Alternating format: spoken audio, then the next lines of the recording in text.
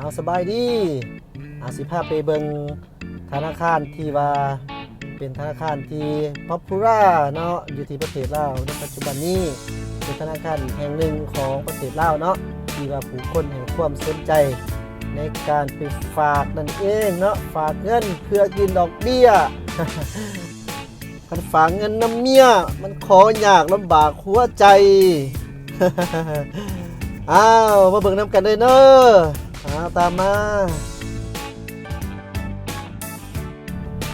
FC อันนี้เป็นเส้นทางแคมของเนาะ FC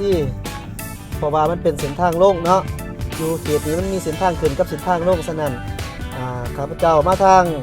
วัดอินแปงเนาะก็ต้องในลงขึ้นมาลงมาทางแคมของเนาะเพื่อว่าสิเทิร์นกลับไปขึ้นเดี๋ยวมันจะไปเบิ่งถ่ายคลิปอยู่ที่รีวิวอยู่ที่ธนาคารนั่นเองเนาะก็แล้วแต่ว่าสิถ่ายได้หน่อยได้หลายสำใดเนาะแล้วแต่ความสะดวกเพราะว่า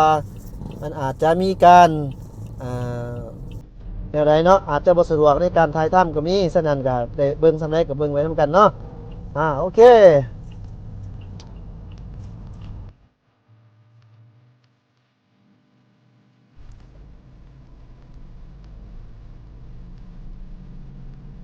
เป็นเดียวซ้ายเนาะอันนี้แม่นโครงการอีกแล้วนี่นะโครงการโลกไม่แห้งเวียงจันทน์เนาะได้งัดเริ่มต้นของเพิ่นก็สิเฮ็ดประมาณส่ำนี้ก่อนเนาะเดี๋ยวบ่ฮู้ว่าปีใดอีกแล้วเพิ่นสิเริ่มต่อหลังจากเข้ามาฮอดแยกนี่เฮาก็ต้องเลี้ยวซ้ายจะเป็นเส้นทางขึ้นเนาะบัดนี้เนาะ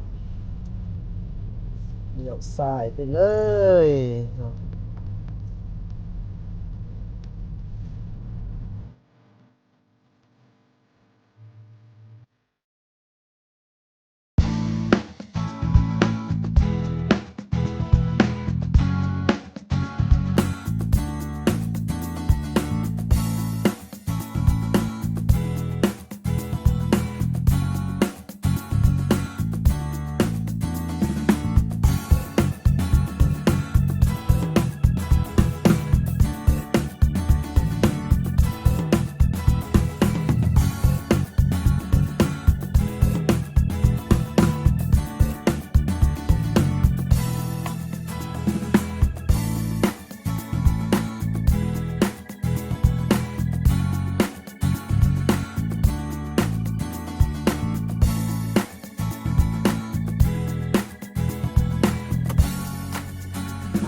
เฮ็ดป้ายแล้วเนาะถือว่าฮอดแล้วนี่เนาะถือว่าฮอดแล้วก็บ่ได้มีเจตนาอันใดดอกเนาะก็เพียงแต่ว่าอยากรีวิวให้หลายๆคนนะครับฮู้ว่าเพิ่นก็มีเรื่องการบริการอย่างหลวงหลายเนาะเฮ็ดให้ผู้คนฮักนิยมเนาะอันนี้แม่นตึกสำนักงานของการของเพิ่นเนาะธนาคารการค้าต่างประเทศลาวมหาชนเนาะหรือว่า BCEL นั่นเองเนาะซึ่งจะเป็นสำนักงานใหญ่ของเพิ่นเนาะที่ตั้งอยู่ที่นครหลวงเวียงจันทน์เนาะติดกับแคมป์ของแถวแคมป์ของเนาะแถวพี่แหละแถว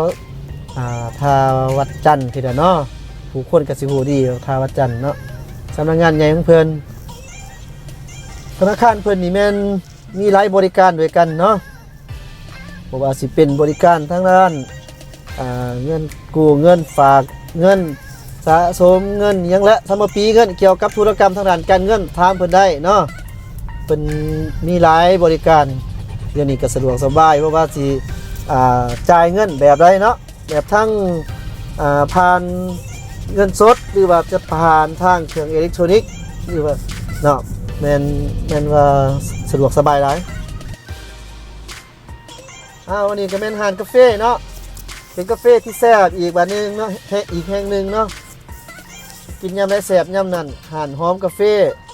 เพิ่นบ่ได้จ้างค่าโฆษณาดอกถึงธนาคารถึงร้านกาแฟ เก่งอยากรีวิวเนาะก็สิได้รีวิวเพียงแต่เท่านั้นแหละเนาะก็คือมันเขารีวิวทั้งในเป็นบ่มีรีวิวหรอกเนาะนาสิเฮ็ดหนังสือเป็นทางการก่อนเตรียมจะใส่รีวิวเขาทั้งในเนาะ